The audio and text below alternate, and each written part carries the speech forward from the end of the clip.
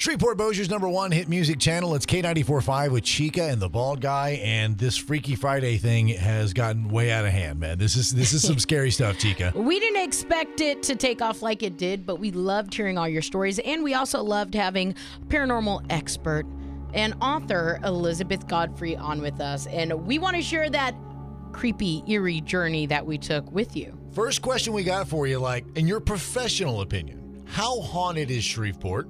Shreveport's very, very haunted. We have a lot of history. And when you got history around, it stirs things up. We have so many places in Shreveport. So we've heard of a couple of the haunted places. Maybe you could confirm or deny whether or not you think these places are haunted. Okay. Everybody talks about the Shreveport Municipal. Is it as haunted as people claim that it is? I actually just posted a picture on my Facebook last night that I took about 2 years ago in the municipal. There is very clearly a woman in blue standing out where the audience sits. I was on the stage just taking random pictures, and it is very, very clear that there is a lady up there. Appears like she's walking down the steps. Creepy. This is the ghost I've heard the most about. It's the same ghost. Everybody's seen the same ghost. The blue dress ghost. Yes. Yeah. And then a friend of mine actually sent a picture to me that he took where it appears like there's a man and you can see his legs. Maybe he's holding a guitar with a hat on that he took several years ago in the municipal. Wow. Okay, so let's go ahead and put a check mark by the Shreveport Municipal. What about your new favorite place, Chica, the Juju Road? Yes. Have you heard anything about Juju Road in Bossier?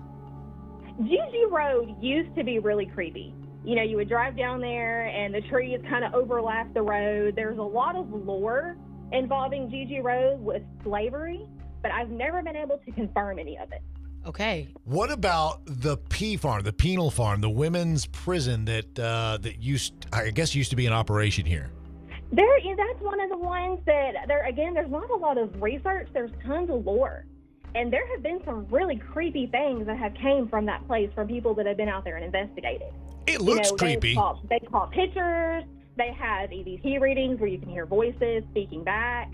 So, in my opinion, there's definitely some activity at the Pea Farm. Okay, so what about the Caddo Courthouse, the Caddo Parish Courthouse, downtown Shreveport?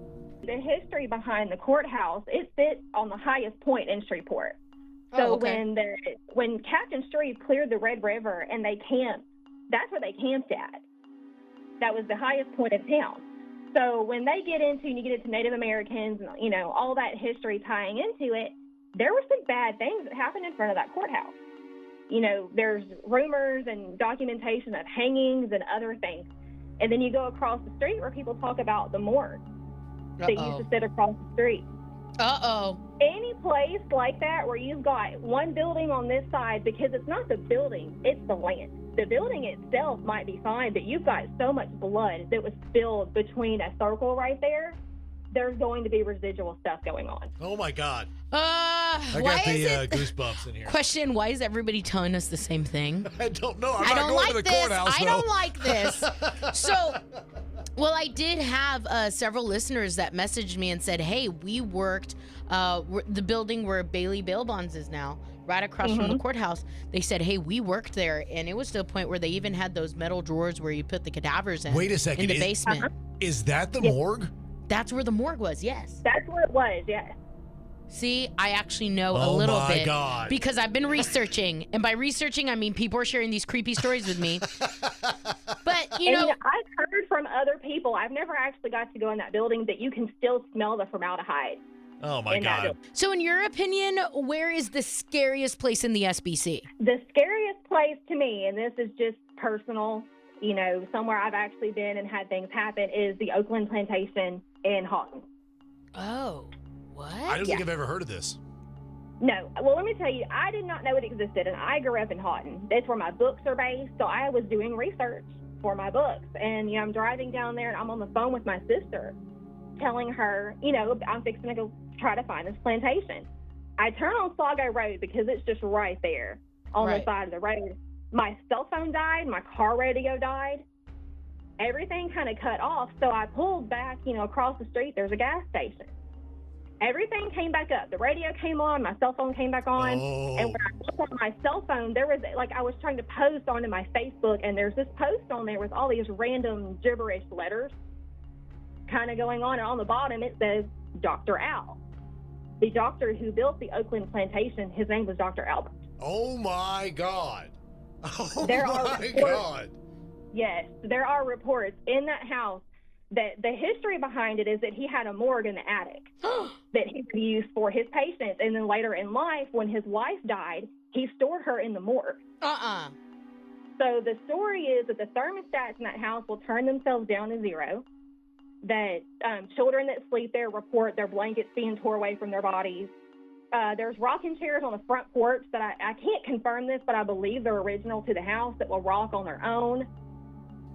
Yes, No. very creepy things. There's also, the creepiest part to it is there is a cemetery on the same property where the doctor and his wife are buried. Oh, my God. No gracias.